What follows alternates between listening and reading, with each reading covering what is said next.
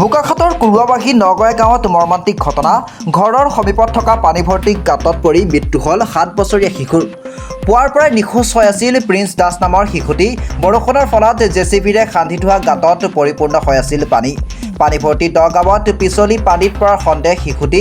সম্প্ৰতি নগয়া পাৰত শোকাকুল পৰিৱেশ। ইতিমধ্যে বোকাখাট আৰক্ষী ঘটনাস্থলীত উপস্থিত হৈ যাৱতীয় ব্যৱস্থা গ্ৰহণ কৰিছে। বোকাখাটৰ পৰা বুবুল দত্তৰ ৰিপৰ্টাৰ লাইভ অসম। ঘণ্টাৰ আজি 8:30 বজাত কুৰাবাৰী নগয়া গাঁৱৰ পংকজ দাসৰ পুত্ৰ শ্ৰী প্ৰিন্স দাস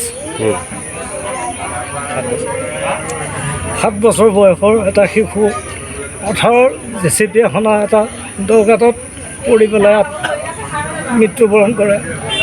আমি জনাত 8:30মান বজাতে তেওঁ নাইকিয়া হৈছে আৰু এতিয়া প্ৰায় 12টামান বজাত পানীৰ পৰা যেনিবা উদ্ধাৰ কৰা হৈছে।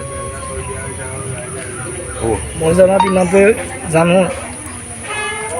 ল'ৰাটো পঢ়ি আছিলে এইবাৰ প্ৰথম শ্ৰেণীত আৰ্যভট্ট স্কুলত।